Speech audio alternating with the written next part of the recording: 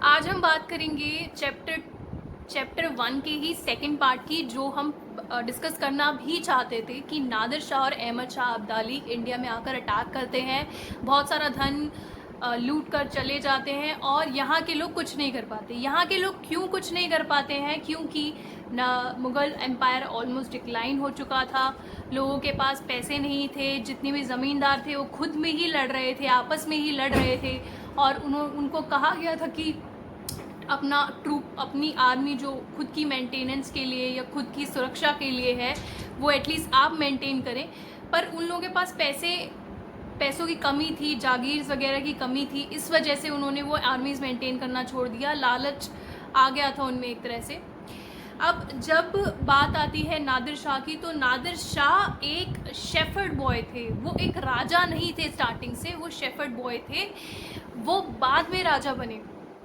अब पर्शिया एक ऐसा देश था उस टाइम पे जो डिक्लाइनिंग की स्टेज पे था। सफावी डायनेस्टी का उस पर रूल था, बट वो डायनेस्टी पूरी तरह से डिक्लाइन हो चुकी थी ऑलमोस्ट। और उस टाइम पे नादिर शाह ने उस डायनेस्टी को संभाला। नादिर शाह ने जब उस डायनेस्टी को संभाला तो काफ़ी लड़ाइयाँ करनी पड़ी उन्हें। उन लड़ाइयों की वजह से उनका जो राजसी धन था वो ख़त्म हो गया। अब ख़त्म हो गया तो ऑफ कोर्स सी बात है, वो सोचेंगे कि मैं या तो इंसान टैक्स इम्पोज करेगा, पर जब तुम्हारे जनता के पास ही पैसे नहीं है तो तुम टैक्स इम्पोज करके भी क्या उखाड़ लोगे। और जब ज़्यादा टैक्स बढ़ाते हैं तो जनता में आक्रोश पैदा होता है, जो चीज़ आप नहीं कर सकते। इसलिए नादिर शाह ने टैक्स इम्पोज करने के बजाय उन्होंने क्या किया, उन्होंने सोचा मेरे पास में कोई ऑल्टरनेटिव ऑप्शन है, मेरे पास कोई और ऑप्शन भी है ऐसा, तो मैं क्या कर सकता हूँ। उनको पता चला कि भारत एक सोने की चिड़िया है जिसको सभी जानते थे उस टाइम पे, और ये सोने की चिड़िया आजकल थोड़ी सी कमज़ोर हो चुकी है, लोग आपस में ही लड़ रहे हैं, तो मैं वहाँ पे जाके अटैक कर सकता हूँ। तो उन्होंने सोचा मैं वहाँ पे जाके अटैक करता हूँ, और फिर उन्होंने अटैक किया। तो जैसे कि हम डिस्कस कर रहे थे, जब उन्होंने अटैक किया तो हमारा जो नॉर्थ वेस्ट प्रोविंस है वो हमेशा से निगलेक्टेड रहा है। उस प्रोविंस पे, उस डिफेंस पे कभी भी ध्यान नहीं दिया गया था। तो क्या हुआ कि लाहौर जब तक ऑक्यूपाई नहीं हो गया, नादिर शाह ने जब तक वो 1938 के एंड तक वो 1938 नहीं, 1738 के एंड तक वो लाहौर ऑक्यूपाई हो गया, तब उनकी आंखें खुली। इंडियन नोबल मैन जो थे, जो ज़मींदार वगैरह थे, उन लोगों की तब आंखें खुली कि अब तो ऑक्यूपाई हो गया लाहौर, अब तो कुछ करना पड़ेगा। तो समहाउ उन्होंने फिर भी पुअर लीडरशिप, उनका कोई प्लान नहीं, आउटकम हो रहा था, आपस में ही लड़ रहे थे, डिस्ट्रस्ट था, लोगों में विश्वास नहीं था। उस टाइम पे जब ये सारी चीज़ें आपकी आर्मीज़ में होंगी, आपकी आर्मीज़ यूनाइटेड नहीं है, हर कोई अपने लिए लड़ रहा है, देश के लिए कोई नहीं लड़ रहा, खुद के प्रॉफिट से, खुद की बेनिफिट्स के लिए आप लड़ रहे हो और आधे मन से लड़ रहे हो, तो ऑफकोर्स ही बात है हार होना निश्चित है। तो दोनों आर्मीज़, नादिर शाह की आर्मी और ये मुग़ल आर्मी, दोनों मिलती हैं।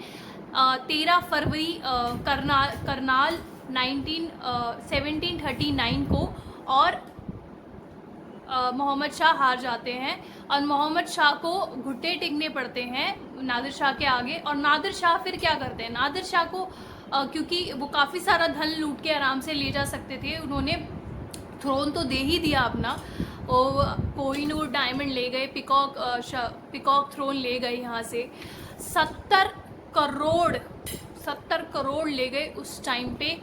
और जाते ही अपनी जनता के लिए 3 साल का लगान, 3 साल का टैक्स माफ़ कर दिया। इतना धन उन्होंने यहाँ से लेकर गए थे वो यहाँ पे।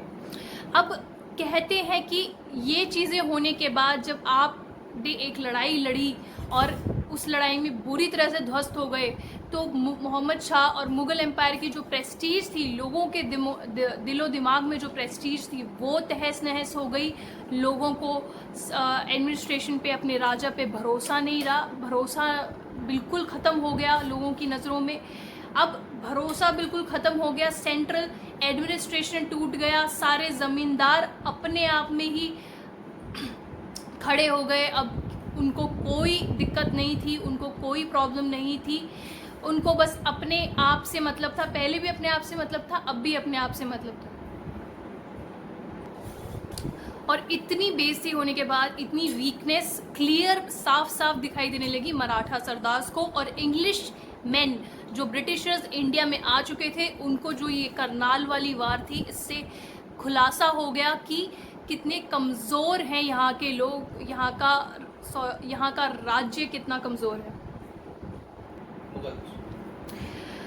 औरंगज़ेब के टाइम में भी ब्रिटिशर्स कब्ज़ा नहीं कर पाए थे, अकबर ने भी दबा दिया था, और अब ब्रिटिशर्स को लगा कि अब वो कब्ज़ा कर सकते हैं, अब वो अपना रूल एस्टैब्लिश कर सकते हैं इंडिया में। अब बिल्कुल क्लियर हो चुका था कि मुग़ल एम्पायर बिल्कुल ख़त्म हो चुका है, और उसने अपनी वीकनेस भी पूरी तरह से खोल दी थी मराठा सरदार्स के आगे और ब्रिटिशर्स के आगे और जो दुश्मन थे सबके आगे।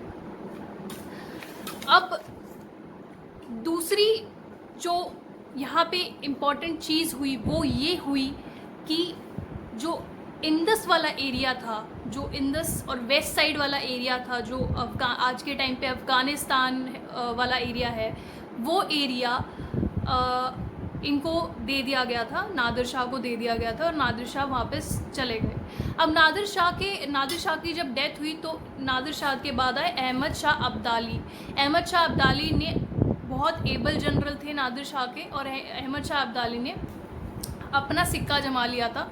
तो इन्होंने जो पूरा का पूरा थ्रोन था, ये वाली लैंड थी अफ़गानिस्तान वाला जो एरिया था, इन्होंने अपने अंडर ले लिया, इन्होंने वहाँ पे राज्य करना स्टार्ट कर दिया। अब अहमद शाह अब्दाली को पता था कि इनके जो मालिक थे, वो इनके जो राजा थे पहले वाले नादिर शाह, कब्ज़ा भारत को लूट कर लाए थे, भारत को लूट कर आ चुके हैं, और बहुत फ़ायदा हुआ था, बहुत मुनाफा हुआ। उन्होंने सोचा मैं भी लूटने जाऊंगा। ऐसा तो ऑफकोर्स होगा ही, जब आप देश कमज़ोर दिख रहा है, लोग कमज़ोर दिख रहे हैं, राज्य कमज़ोर दिख रहा है, तो ऑफकोर्स सी बात है, ये होना ही था। तो ये चीज़ हुई। तो अहमद शाह अब्दाली ने बार बार हमला किया, बार बार लूटा देश को। तो अहमद शाह अब्दाली ने दिल्ली और मथुरा में 1748 से 1767 तक अटैक्स किए बार बार, और उन्होंने मुगलों मराठाओं के साथ युद्ध हुआ उनका, थर्ड बैटल ऑफ पानीपत, जहाँ पे उन्होंने मराठाओं के मंसूबे थे मुग़ल एम्पायर, मुग़ल थ्रोन को कैप्चर करने के, वो बिल्कुल नाकामयाब कर दिए उन्होंने।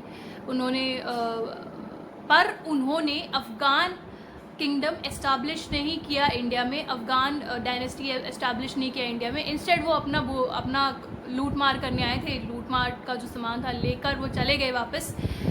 भारत में ये हो गया कि राजा बिल्कुल कमज़ोर दिखने लगे। आप आए, राज्य आपने नहीं किया, आप लूट के चले गए, तो आपने एक तरह से दूसरे लुटेरों के लिए भी दरवाजे खोल दिए।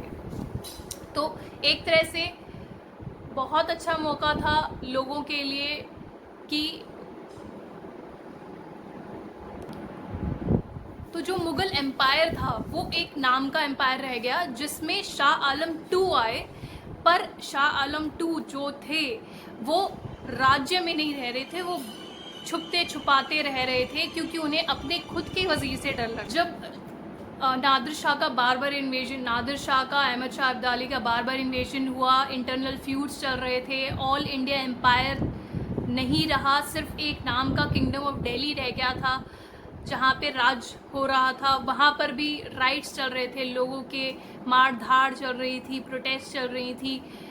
तो बेसिकली जब ये सारी चीज़ें हो रही थी तो शाह आलम II थे, जो खुद अपने वज़ीर से बचते बचाते छुप रहे थे, क्योंकि उनको खतरा था, वज़ीर से ही खतरा था, और उन्हें ब्रिटिशर्स से भी खतरा था कि ब्रिटिशर्स उन्हें पकड़ लेंगे। वो जाते हैं मीर कासिम ऑफ बंगाल से मिलते हैं, और शुजाउद्दौला से मिलते हैं, शुजाउद्दौला ऑफ अवध।